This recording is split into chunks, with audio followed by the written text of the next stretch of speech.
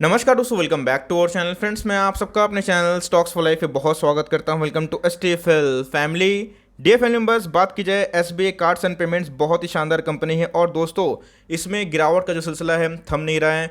20% के आसपास दोस्तों अपने ऑल टाइम हाई से करेक्ट हो चुका है। दोस्तों कल ही आपसे मैंने एक वीडियो साझा की थी, बताया था कि एसबीआई कार्ड्स एंड पेमेंट्स में जो सेलिंग प्रेशर है वो कब से स्टार्ट हुआ है, जब से इधर पे दोस्तों कार्लाइल ग्रुप ने अपना 5,000 करोड़ का माल सेल किया है। उनके पीछे दोस्तों ज़रूर उनका रैशनल होगा कि कोई अगर माल सेल करता है तो आप रोक नहीं सकते, लेकिन यहाँ पे दोस्तों कैच ये है कि हमें करना क्या है।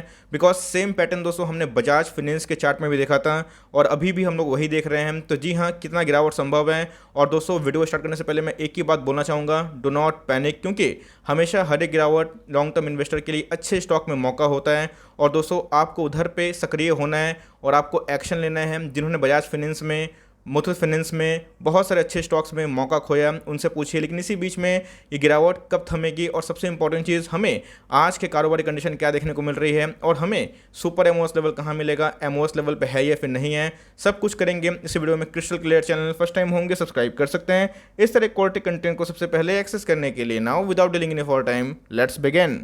इस बात की जाए बाजार की, तो बाजार हमें थोड़ा सा आज वीक देखने को मिला, जहां पे एसबीआई कार्ड्स एंड पेमेंट्स ने अच्छा खासा वीकनेस को डिमॉन्स्ट्रेट किया।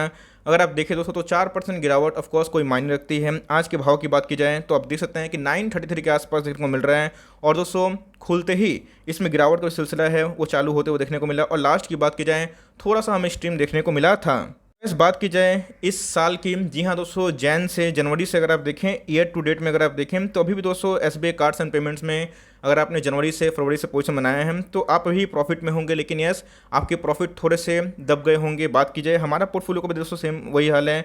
एसबीआई कार्ड्स के बारे में डिस्कस करें, बहुत ही शानदार बिजनेस मॉडल है, मैं आऊँगा उसके ऊपर भी। लेकिन दोस्तों अगर आप देखें तो एक साल में जो ईयर टू डेट की बात की जाए तो जी हाँ, इसमें पॉजिटिव देखने को मिल रहा है। लेकिन दोस्तों आपको मैं बताया कि आज हमें एक्सट्रीम गिरावट देखने को मिली थी।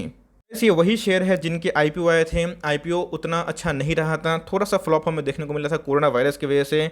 लेकिन दोस्तों स्टॉक में काफ़ी दम था। अगर आप देखें 22 मई के आसपास ये स्टॉक 500 के लगभग भी आ चुका था। उसके बाद जिन्होंने होल्ड एंड कंटिन्यू किया, आप देख सकते हैं कि शेयर का प्राइस दोगुना हुआ।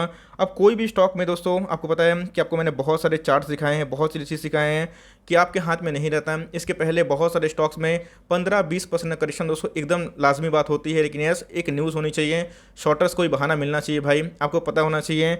एमएससीआई इंडेक्स में गाइस इसको जगह मिली थी, तो फॉर लॉन्ग टर्म कंपनी में कोई भी डाउट नहीं है। लेकिन यस, शॉर्ट टर्म में जो प्राइस है ऑफकोर्स मूवमेंट करता है, लेकिन उस मूवमेंट का दोस्तों हमें ज़रूर फ़ायदा उठाना चाहिए। ऐसे छोटा सा चार्ट पैटर्न है, एग्जाम्पल के तौर पर मैं दिखाना चाहता हूँ बजाज फिनेंस लिमिटेड का। दोस्तों बात की जाए बजाज फिनेंस एनबीएफसी में काम करती है और बात की जाए एसबीआई कार्ड्स में, वो भी दोस्तों हमें एक रिटेल लोन बांटते हुए देखने को मिलती है। मतलब आपको फाइनेंस करती है, कार्ड यूज़ करते आपने किया होगा दोस्तों तो को समझ में आता है। लेकिन अगर आप देखें तो बजाज फाइनेंस ने जब अपना ऑल टाइम हाई हिट किया था वही 5,800 के आसपास, 5,600 के आसपास, तो सेम दोस्तों हमें 22% के आसपास गिरावट देखने को मिली थी। उसके बाद यहाँ पे कंटिन्यूसली गिरावट हो रही थी और उसके बाद जब बाउंस बैक किया तो गाइस बजाज फाइनेंस ने एक नया ऑल टाइम हाई लगाया था। सब देख सकते हैं ये जो पैटर्न है हमें फेब से अप्रैल तक देखने को मिला था। मतलब इधर पे स्टॉक को गिरा के एकोमोडेशन किया गया और उसके बाद स्टॉक को भगाया गया। तो सेम दोस्तों स्टॉक मार्केट में कोई भी स्टॉक में कभी भी गिरावट संभव हो सकती है, बट ये देखना बनता है कि स्टॉक की क्वालिटी में कोई कमी है या फिर नहीं है। जी नहीं दोस्तों, स्टॉक क्वालिटी में कोई कमी नहीं थी, बजाज फाइनेंस की मैं बात बोल रहा हूँ। और आप देख सकते हैं कि हमें 6,000 के लगभग देखने को मिला। तो सेम दोस्तों अगर आप देखें तो ऑल टाइम हाई से एसबीआई कार्ड्स एंड पेमेंट्स भी 15-20% के अराउंड करेक्शन दिखा चुका है। लेकिन इसी बीच में हमें करना क्या है वो सबसे इंपॉर्टेंट है। और आपको मैंने बताया कि कोई भी स्टॉक हमेशा नहीं भागता है, एक डिप जरूर देता है और उसी में दोस्तों एकोमोलेशन होता है। इसके पहले कार्लाइल ग्रुप ने माल सेल किया था तो ऑफकोर्स ये उनका टेक था, लेकिन उसके अगेंस्ट में किन्ने, मतलब कौन कौन ऐसे लोग थे जिन्होंने उस माल को ऐड किया था। आप देख सकते हैं कि जब इधर पे एक कार्लाइल आर्म ने 5 करोड़ का माल सेल किया था तो बड़े बड़े जो दिग्गज कंपनी है जैसे Morgan Stanley Asia Singapore limited ने 0.58% का स्टेक को उठाया था। और साथ ही साथ दूसरे जो डोमेस्टिक इंस्टीट्यूशन है दोस्तों उन्होंने भी क्या किया था, अपने स्टेक को उठाया था। आपको मैंने कल ही के दिन एफआईएस का और डीआईएस का डेटा दिखाया था कि कैसे मार्च क्वार्टर में एफआईएस ने भी और डीआईएस ने भी अपने स्टेक को सबसे हाई किया है। ऑफकोर्स दोस्तों स्टॉक की बात की जाए तो स्टॉक में गिरावट इसलिए हो रही है क्योंकि आने वाले कल मेरे को पता है कि एक तो भाई इसमें स्टेक सेल की न्यूज़ थी जहाँ पे स्टॉक में थोड़ी गिरावट हमेशा संभव होती है। इसके पहले हमने सेम एसबीआई लाइफ में भी देखा था।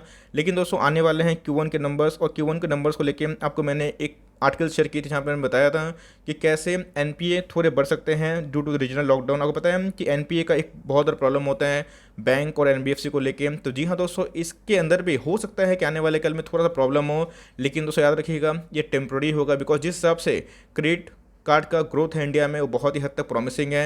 आपको बताया कि एचडीएफसी बैंक में अभी भी एम्बार्गो हटा नहीं है, और जिसकी वजह से एसबीआई कार्ड की बात की जाए उनको बहुत बेनिफिट मिलेगा, आईसीआईसीआई कार्ड को बहुत बेनिफिट मिलेगा। और लॉन्ग टर्म में दोस्तों जो लॉन्ग टर्म निवेशक है, ये हर एक प्राइस फॉल अपने आप में एक उठाने का मौका बन सकता है। इस कल की बात की जाए तो कल हमें 70% के आसपास डिलीवरी देखने को मिली थी। आज की बात की जाए दोस्तों तो आप देख सकते हैं कि आज हमें 89 लाख शेयर्स ट्रेड हुए हैं, जिसके अगेंस्ट में 58 लाख शेयर्स को डीमैट में ले जाया गया है। मतलब एक्मुलेशन का काम स्टार्ट हो चुका है। 65% के आसपास हमें डिलीवरी देखने को मिल रही है। मतलब इस गिरावट में भी दोस्तों जिनको उठाना है वो उठा रहे हैं। इसलिए बोल रहा हूँ कि डो नॉट पैनिक, और लॉन्ग टर्म के लिए स्टॉक बिल्कुल भी ख़राब नहीं है। ये मैं बोलूँगा कि बहुत ही शानदार है। तो एक बार इनके फंडामेंटल्स देख लेते हैं, उसके साथ साथ कितना गिरावट पॉसिबल होगा। अगर नहीं बाई किए हैं तो बेस्ट बाई क्या लेवल हो सकता है, और किए भी हुए हैं तो एवरेज करने के लिए कौन से लेवल पे आप फिर से अपना ऑर्डर को लगा सकते हो। इस बात की जाए यही चार्ट बहुत ही इंपॉर्टेंट है। अगर आप देखें तो 620 के आसपास ये स्टॉक आ चुका था, लेकिन जिन्होंने धैर्य दिखाया, पेशेंस दिखाया, स्टॉक बूम हुआ। क्रेडिट कार्ड के बिजनेस पे ग्रोथ ऑफ कोर्स है, और उसमें एसबीआई कार्ड्स एंड पेमेंट्स बहुत ही लीडर है, आपको पता होना चाहिए। 87,000 करोड़ की मार्केट कैप वाली कंपनी है, इस बात को ध्यान रखिएगा। अगर दोस्तों देखें 10 का फेस वैल्यू है, इंडस्ट्री पे से महंगा है क्योंकि इनके अर्निंग्स थोड़े से कम हुए थे। आपको पता है कि 2020 और 21 में कैसे एसेट क्वालिटी ख़राब होने की वजह से, इनके एनपीए के फ्रंट में स्पाइक होने की वजह से प्रॉफिट कम हुए, तो उसकी वजह से प्राइस बाई अर्निंग ही सब कुछ होता है। तो उसी का अकॉर्डिंग दोस्तों अगर आप देखें तो प्राइस महंगा है, इनके वैल्यूशंस महंगे हैं, लेकिन यस माल खरा सोना है, इस बात को ध्यान रखिएगा। मैंने बहुत बार एसबीआई कार्ड्स के फंडामेंटल एनालिसिस करके आपको पोस्ट किए हैं, लेकिन यस जहाँ पे गिरावट होता है अच्छे निवेशक वहीं पे माल उठाते हैं, क्योंकि आप मार्केट में एक दिन के लिए नहीं आए हैं। मैं देखता हूँ कि येस बैंक को और वोडाफोन आइडिया को लोग 2-2 साल 5-5 साल होल्ड करते हैं इस आशा में कि वो मल्टीबैग रिटर्न देगा। तो भाई इसमें क्या प्रॉब्लम है? इसमें कोई प्रॉब्लम नहीं है। और जब आप उन सब स्टॉक को इतना होल्ड कर सकते हैं तो गाइस आपको एसबीआई कार्ड्स एंड पेमेंट्स को आराम से होल्ड करना चाहिए। इस रिवर्सल की बात की जाए ऑफ कोर्स पॉसिबल है। अगर आप देखें तो बॉलिंजर बैंड के निचले जो बैंड को इसने ब्रीच कर दिया है, और आज तो सेलिंग प्रेशर है। मैकडी की बात की जाए तो बुलिश क्रॉसओवर नहीं, इवन ब्रीच का क्रॉसओवर दिखा रहा है। अगर आप देखें तो वॉल्यूम प्रेशर काफ़ी हद तक इसमें हाई देखने को मिल रहा है। और दोस्तों टेक्निकली बात की जाए तो 1 डे के चार्ट में स्टॉक ओवर सोल्ड हो चुका है। आरएसआई 29 के आसपास आ चुकी है, और देखें दोस्तों तो हमें मनी फ्लो इंडेक्स 8 के आसपास देखने को मिल रहा है, जो हाईली ओवर सोल्ड हमें देखने को मिल रहा है। तो मेरे हिसाब से कंपनी फंडामेंटली बहुत ही अच्छी है, और फ्रेश बाइंग करना चाहें दोस्तों तो आराम से यहाँ से लेवल से भी स्टार्ट कर सकते हैं। उनको थोड़ा वेट करना है कि भाई मुझे एकदम बॉटम पे खरीदना है, तो आपको दोस्तों ये लेवल पता होना चाहिए जिसका भाव निकल के आता है 900 के आसपास, 900 910 के आसपास, जहाँ पे मुझे लगता है कि एक सपोर्ट हो सकता है।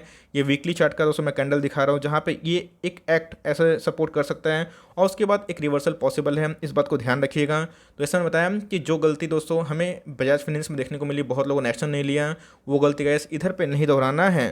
इस स्टॉक के बारे में डिस्कस करें तो एक अच्छे ब्रांड को बिलोंग करता है, एक अच्छी बिजनेस में काम करता है, और दोस्तों उसके नीचे अगर 900 के नीचे कभी तोड़ता है, ऑफकोर्स स्टॉक मार्केट में कोई गारंटी रिटर्न होता नहीं है। 900 के नीचे दोस्तों हर एक टिप्स इसमें सुपर एमओएस आप इंडिकेशन पकड़ सकते हैं। तो मेरे हिसाब से कंपनी बहुत ही फंडामेंटली अच्छी है, और आपको पैनिक नहीं करना चाहिए, उल्टा मैं बोलूँगा कि मार उठाना चाहिए। 1 वीक के चार्ट की बात की जाए तो 45% के आसपास देखने को मिल रहा है आरएसआई, जो मैं बोलूँगा कि ओवरसोल्ड नहीं है। तो मेरे हिसाब से कंपनी फंडामेंटली बहुत ही अच्छी है। ऑफकोर्स हमारे पोर्टफोलियो को भी स्टॉक है, प्रॉफिट ऑफकोर्स कम हुए हैं, लेकिन दोस्तों हम लोग लॉस में नहीं है। और ये सेम पैटर्न आपको मैंने दिखाया बजाज फाइनेंस में भी हुआ था, लेकिन जिन्होंने होल्ड किया, फेथ दिखाया कंपनी पे, बाउंस बैक ज़रूर करती है।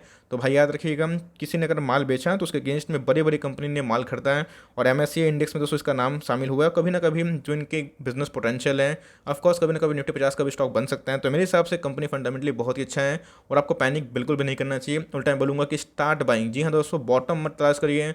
बजाज फाइनेंस ने बहुत लोगों को दिखाया कि कैसे बॉटम तलाश उतना नहीं किया सकता, ऑफकोर्स बॉटम के आसपास हैं, तो आप स्टार्ट कर सकते हैं। तकरीबन 1-2 स्टॉक्स लेके भी स्टार्ट कर सकते हैं। तो मेरे हिसाब से आपको पैनिक नहीं करना चाहिए। Company for long term superb है, और आपको लॉन्ग टर्म में मुनाफा ज़रूर होगा। For timing that's the end of the video कि भाई गिरावट कितनी एक्सट्रीम है और क्या इनके फंडामेंटल्स देखने को मिलते हैं, और मैंने आपको एग्जांपल दिया बजाज फाइनेंस के चार्ट को दिखा के। आई होप ये वीडियो आपके लिए हेल्पफुल था। कंटेंट से तो लाइक कर दीजिएगा, और चैनल फर्स्ट टाइम होंगे तो याद से सब्सक्राइब करना ना भूलिएगा। फर्दर कोई डाउट हो तो ड्रॉप कर सकते हैं, और कुछ अगर रिव्यू चाहिए उसका नाम भी ड्रॉप करना ना भूलिएगा। I would love to make a video on your demand guys. मिलते हैं जल्दी ही, तब तक के लिए bye. Thanks for listening friends, God bless you all.